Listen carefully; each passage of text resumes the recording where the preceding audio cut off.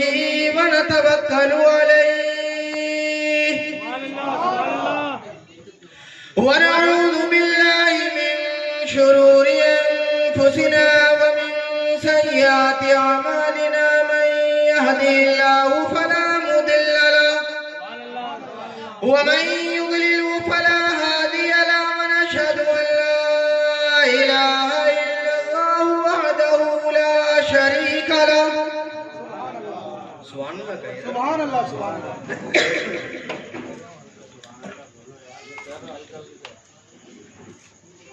ولا مثل له ولا مثال له ولا نذير له سبحان الله ونشهد أن لا إله إلا الله وحده لا شريك له سبحان الله ونشهد أن سيدنا وسندنا ومأوانا وملجانا سبحان الله وملجانا ومرشدنا وهادينا ومولانا محمدا عبده ورسوله أما بعد فأعوذ بالله من الشيطان الرجيم بسم الله الرحمن الرحيم إلا المودة في القربى صدق الله مولانا العظيم وصدق رسوله النبي الأمين الكريم ونحن على ذلك لمن الشاهدين والشاكرين والحمد لله رب العالمين غوث أعظم بمني بسر وسامة مدد قبل يدي مدد كعبين مدد بغرداب بلا أفتاد كشتي مدد كن يا معين الدين چشتي قادري الناري يا غوث أعظم سنم دمزة شيخ أحمد رضا قطب عالم سنم إن الله وملائكته يصلون على النبي يا أيها الذين آمنوا صلوا عليه وسلموا تسليما درود پاک پڑھیے اللهم صل على سيدنا ومولانا محمد وبارك وسلم صلوا عليه صلاة وسلام عليك يا رسول الله صلى الله تعالى عليه وسلم سبحان الله سبحان الله سبحان الله تمام حمد و ثنا تعریف توصیف اللہ جل مجدہ الکریم کی ذات بابرکات کے لیے جو خالق کائنات بھی ہے اور مالک شخصیات بھی ہے۔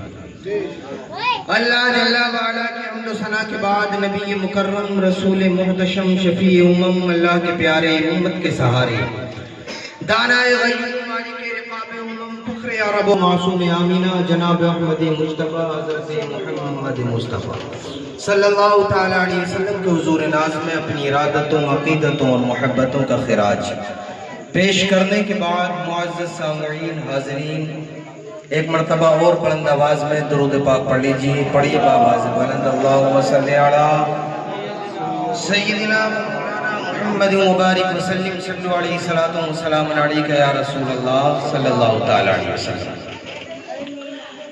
آج کی یہ نورانی مجلس جو اہل بستی کی جانب سے منعقد کی گئی ہے چہلم شریف کے موقع پر سیدنا امام حسین رضی اللہ تعالیٰ عنہ کی نسبت سے رکھی گئی۔ سیدنا امام حسین رضی اللہ تعالیٰ عنہ کی محبت ہی مل جائے تو دین و دنیا کی معراج ہو جائے، اس لیے کہ کائنات کے جو اجالے ہیں وہ تمہیں کے دم سے ہیں۔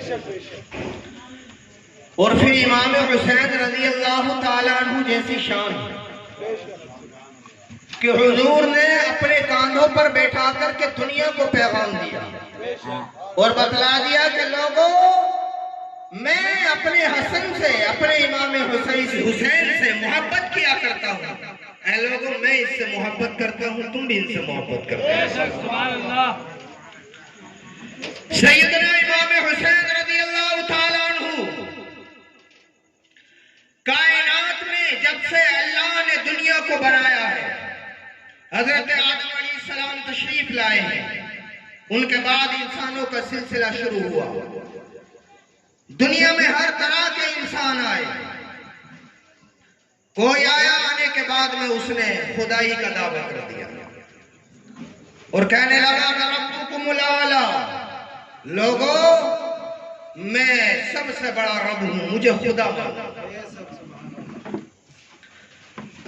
اس کے بعد بات اور چلی تو مسیلمہ کذاب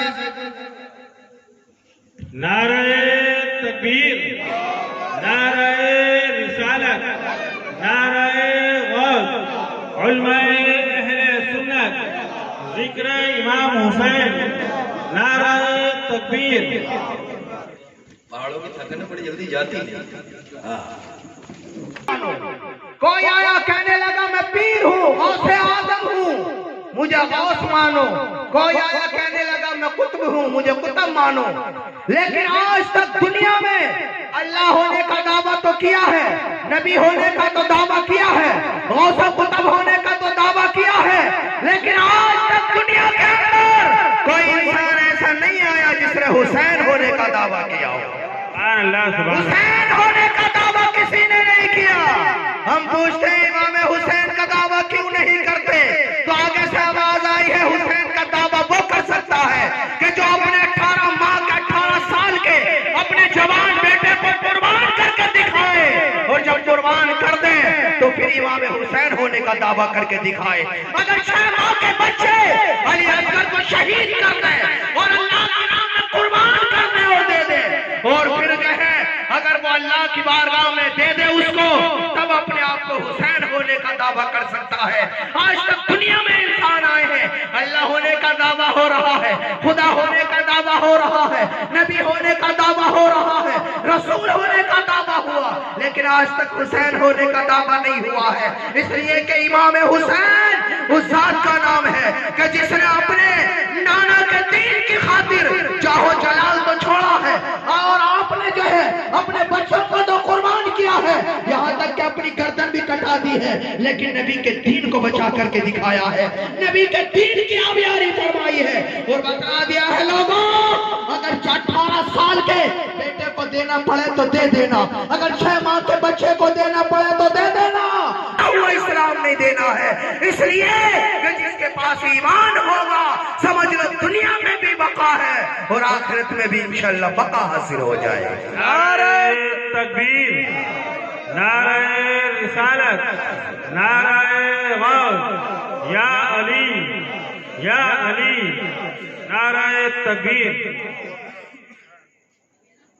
بہت اچھی مجلس لگی ہوئی ہے آپ کی، اللہ کامیاب رکھے آپ لوگوں کو۔ بیٹے کو باوقار تب ہوتے ہیں جب ماں باپ بھی اس کے باوقار ہو، اور ادھر کا معاملہ ایسا ہے کہ حضرت سیدنا امام حسین رضی اللہ تعالیٰ عنہ مقام کربلا میں پہنچے اور بتا دیے لوگوں میرے خون کے پیچھے کیوں لگ گئے ہو، میں کون ہوں پہچانو۔ آپ نے فرمایا لوگوں دیکھو میں شیر خدا علی مرتضیٰ کا لخت جگر امام حسین ہوں، بتا دیا کہ میں حضرت سیدہ فاطمہ الزہرا کا لخت جگر اور ان کے جگر کا ٹکڑا سیدنا امام حسین ہوں۔ لیکن امام حسین کی شان تو وہ سمجھیں جو امام حسین سے عشق رکھا کرتے ہیں۔ یزیدیوں کو بات کیسے سمجھ میں آئے گی؟ امام حسین کی تو بات ان کے سمجھ میں آتی ہے جنہیں اللہ نے رتبے عطا فرمائے ہوتے ہیں۔ پیدا ہوئے سیدنا امام حسین رضی اللہ تعالیٰ عنہ، تیسرے آسمان کا ایک فرشتہ ہے اور ادھر حضرت جبریل امین آ رہے ہیں، سدرۃ المنتہا کے مکی ہیں، آ رہے ہیں حضور کی بارگاہ میں مبارکباد پیش کرنے کے لیے امام حسین کی پیدائش پر۔ جب آ رہے ہیں آسمانوں سے پرواز کرتے ہوئے تو دیکھا کہ ایک فرشتہ جو تیسرے آسمان کا ہے پر چلے ہوئے ہیں، جو مرتبہ ہے وہ چھنا ہوا ہے اور زمین پر بڑا تڑپ رہا ہے۔ سیدنا حضرت جبریل امین آئے اور آ کر کے پوچھا کیا نام ہے؟ کہا کہ میرا نام پطرس ہے۔ پوچھا یہ کیا حال ہے؟ کہنے لگا حال یہ ہے کہ میں نے اللہ تبارک و تعالیٰ کے جلال کا معائنہ کرنا چاہا، اللہ کے جلال کی وجہ سے میرا یہ حال ہو چکا ہے۔ انہوں نے پوچھا کہ آپ بتلائیں آپ کہاں جا رہے ہیں جبریل امین؟ کہا کہ نبی کے کہ یہاں ان کے نواسے سیدنا امام حسین کی ولادت. سبحان اللہ سبحان اللہ. کہنے لگے میں جا رہا ہوں نبی کی بارگاہ میں اور جا کر کے آقا کریم صلی اللہ علیہ وسلم کو مبارکباد پیش کروں گا. حضرت جبریل امین کی یہ بات سنی، وہ آئی زمین پر تڑپتا ہوا کہنے لگا ہاتھ جوڑ کر کے مجھے بھی لے چلے، اس لیے کہ آج جو بارگاہ رسالت میں پہنچے گا مجھے یقین ہے وہ خالی جھولی نہیں آ سکتا ہے. سبحان اللہ. بے شک. اچھا تھوڑی تڑپ کم ہو گئی پہلے سے ایسے ہی ہے تو شاید ایسا لگ رہا ہے پتھورگڑھ والے زیادہ تڑپدار ہیں. ہاں تھوڑا فرق تو معلوم ہو رہا نا. مچل کے بولو یار سبحان اللہ. ماشاءاللہ صاحب نعت پڑھتے ہیں تو بڑی اچھی نعت پڑھتے ہیں. وہ مجھ کے آدم ان کا کلام پڑھتے ہیں بڑا اچھا لگتا ہے.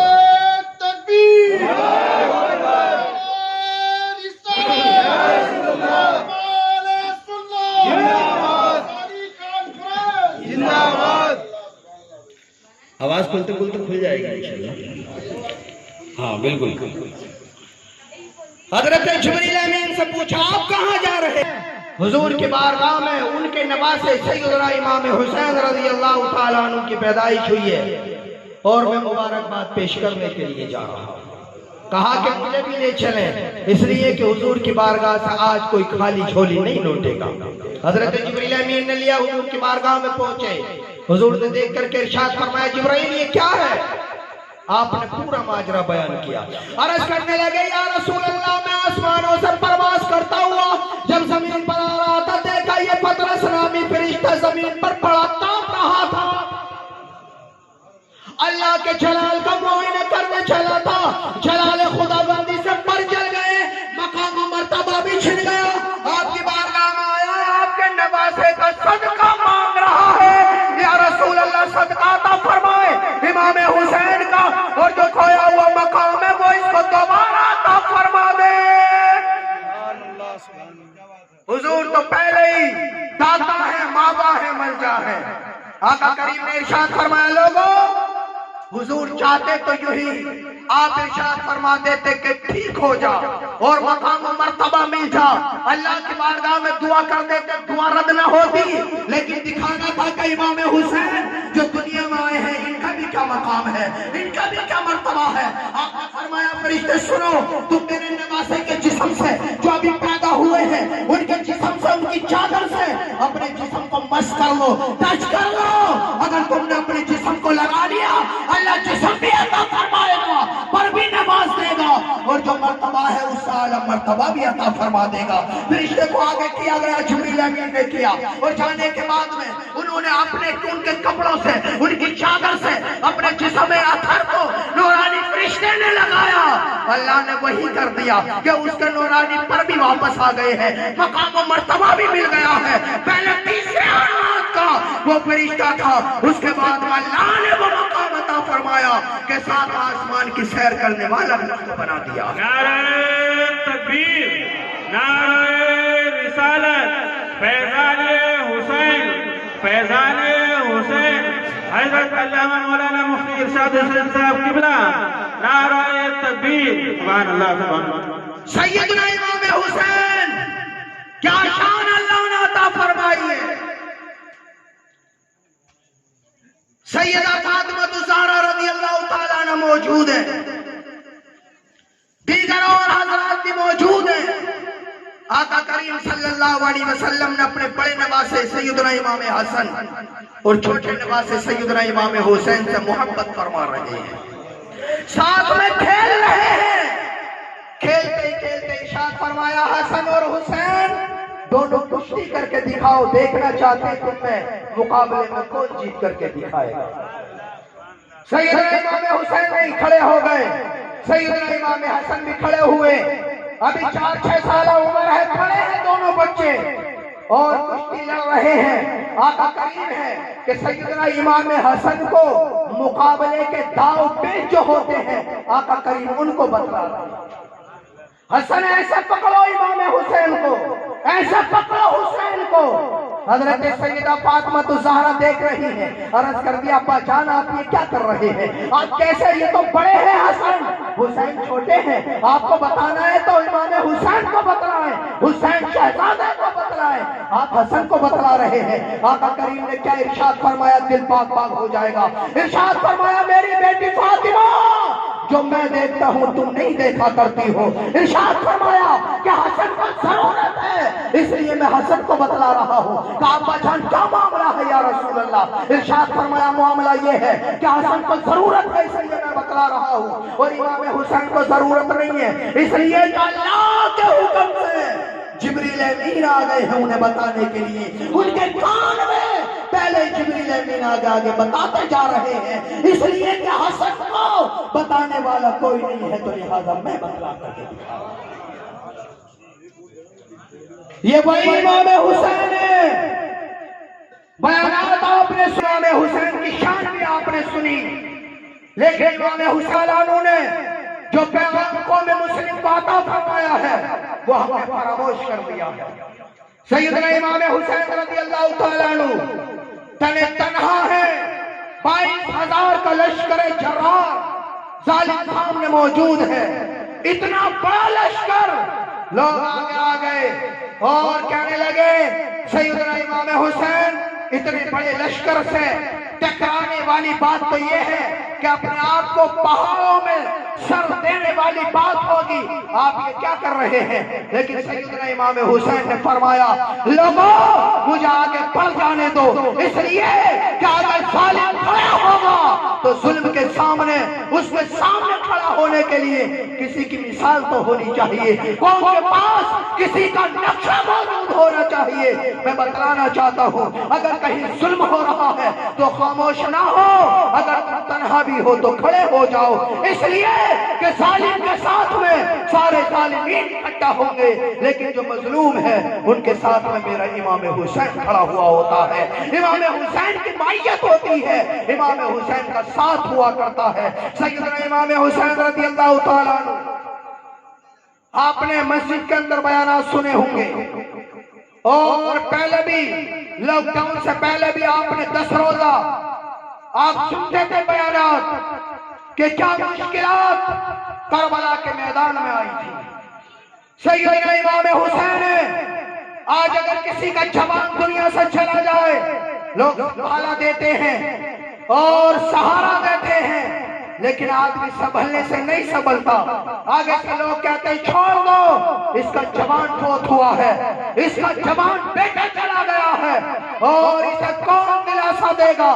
لیکن سیدنا امام حسین کو دیکھو کہ ادھر بھائیوں کے بیٹوں کے جنازے پڑے ہوئے ہیں، شہیدان کربلا میں بھتیجوں کے بھی سر جو ہے وہ تن سے جدا کر دیے گئے ہیں اور ان کے جو ہے وہ بھائیوں کے بھی سر تن سے جدا کر دیے گئے، اور سیدنا امام حسین جگر پر اتنے زخم لگے ہوئے ہیں لیکن میرا امام حسین کھڑا ہوا ہے اور جسم چور چور ہے اور تیر چل رہے ہیں اور چاروں طرف سے تیروں کی برسات ہو رہی ہے، لیکن امام حسین کے کھڑے ہوئے ہیں، تیروں کی برسات بھی ہے، بھائیوں اور بھتیجوں اور بھانجوں کے جو ہے وہ جسم اثر کو اٹھا کر کے لا رہے ہیں، اور ایک جوان ہے حسن اور خوبصورت جوان ہے جن کو سیدنا قاسم بن حسن رضی اللہ تعالیٰ عنہ کہا جاتا ہے، اور یہ جوان کڑیل جوان اور نسبت بھی طے ہو چکی تھی حضرت